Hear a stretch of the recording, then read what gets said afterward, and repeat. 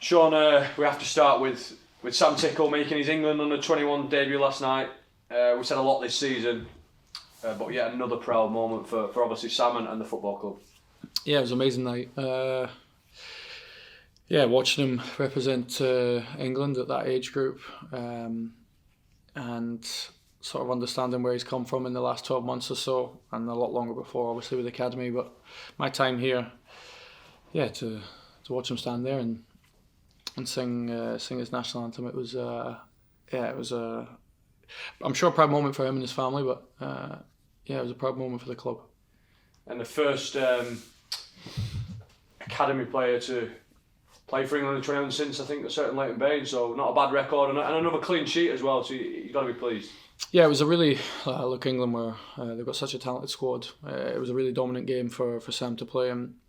But again, it's a different type of game. The concentration has to be really high, which it was even to the last. In terms of the history of the club, Leighton Baines was a brilliant player here, and he got even better at Everton. So for Sam to be in that category,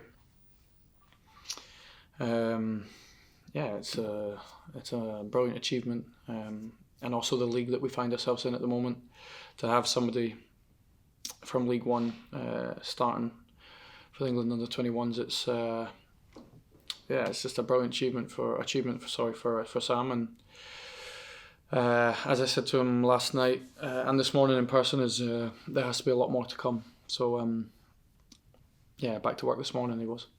We can't forget obviously about Tello Asgard as well, who scored his second goal for Norway under-21s this week. Again, proud moment for Tello.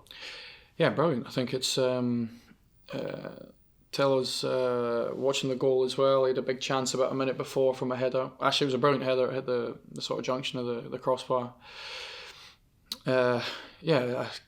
We should, or we do feel the same with Tello's sort of rise. I know he's been at the club and in the first team for a long time. I'd say this season and probably the last few months, just before his ankle injury and just after, has been the probably first time where he's been a really important and felt the pressure of being a really main player for us at such a young age. And Norway under-21 is a really talented group. I know a little bit about that group, so for him now to push his way into that team and to score and have a big chance as well, it also shows you where he is as a player. He's made massive improvements in the effect that he has on games. We know how good he is on the ball. Now he's a massive threat in the box, and you can tell he's got a taste of scoring. And really proud moment for us again to see him play for Norway under-21s and score. Luke Chambers, Marshall Godo, Josh McGuinness, plenty of Tics who've got some minutes over this international period. Are you expecting everyone to return healthy? I hope so. Liam Mawson had a brilliant result as well, Scotland v Kazakhstan. So we hope everyone's okay. Pretty much everyone was back at the training ground today. Some had longer flights back, like Martial, Tello, Luke Chambers. Their journey was harder. So I'll see how they are physically tomorrow. And then Josh, from our captain and senior player, it was a brilliant result for him. Scotland are a really, really strong team now, and brilliant result for Josh. So look, I know the fans. It's difficult for the fans when the games aren't on a Saturday, and I understand that. But also from the point of view of the club, to now have this many international players is so quickly after what we've been through it's a real credit to the players, really. You mentioned about the travel time and the tight turnaround in terms of Good Friday, Easter Monday. Do we have to manage your squad over this period in terms of the travel and the lads that have been away? I'll figure that out tomorrow, see how they all are. Ideally not. We had a brilliant result against Blackpool. I have to figure it out, but my gut would be to play the strongest team. And I know we've got a strong squad, but I also have to, from the Blackpool game. But I'll make that decision tomorrow. I'll see how everyone is. They were excellent against Blackpool. I have to remember that. But I'll make all those decisions tomorrow. Steven Session, I presume having another week's worth of training, and what's the update on Callum McManaman? Is he closer to return? Yeah, he's closer, but he won't be ready for these two games. So he's back on the training with the physios on the pitch. So yeah, I still think it'll be a bit of time away. Probably another week to 10 days before he joins us training. Yeah. Burton looking for the first win since mid-February, I think. But they'll be, refreshed and coming for the win, won't they? Yeah, they're fighting for their lives. I watched the game against Port Vale. There was nothing between the two sides. And they beat us earlier in the season. So yeah, I know how good some of their players are firsthand. When it comes to this period of the season, teams are absolutely desperate to win. We have to not only match that mentality, we have to be stronger. Whatever happens tactically is less relevant in this game. It's all to do with the mentality on the day. They will be coming here desperate for the 3 points, and we have to match that. Yeah, I respect them. I think they've got some really good players. I know their form's been more difficult recently, but I'll expect the very best Burton this weekend, and it'll be a tough match. And these are the games that we've found harder. So yeah, we're in no position to think that this game's going to be anything but hard. Are you expecting them to sit in and defend, or? No. I respect them. I think it will be.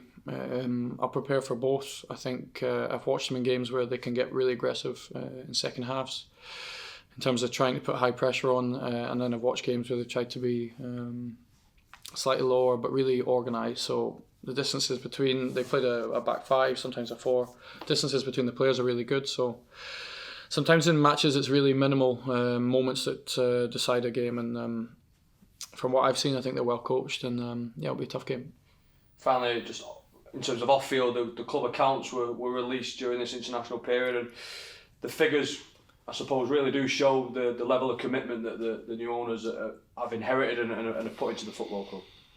Yeah, it shows the sort of size of the task that they inherited.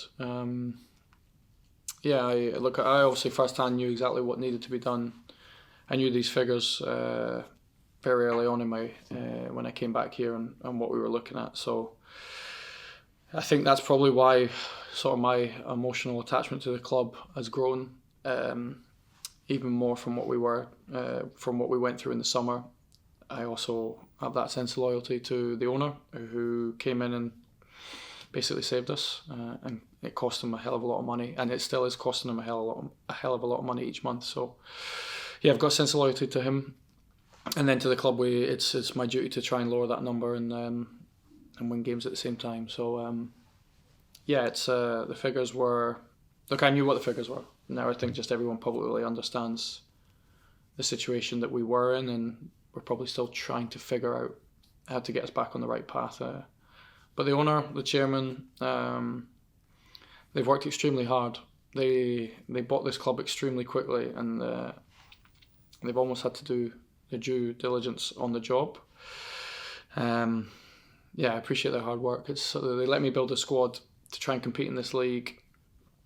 And they are still trying to move this club forward, but in a very, very slow way and in a sustainable way. So they're ambitious people, but they're also very humble. You obviously, difficult to talk too much about next season while we're in the midst of a season, but you talk to them at the moment in terms of getting plans in place for next season. Yeah, we're still there. I met them last week. I met them again today. So yeah, we're sort of just trying to get things in place for next season. But it was always going to be like this, so it was never going to be like really quick decisions. We're still trying to figure out what next season looks like. But we're doing okay. We've got 7 games to go. I'll be honest, there's things going on in the background for next season, but in terms of the squad and where I need us to be at, the only focus is Burton, because it's a game that we have to try and win. And if my mentality is not right as a manager, then I know the players won't be. So yeah, big focus on Burton.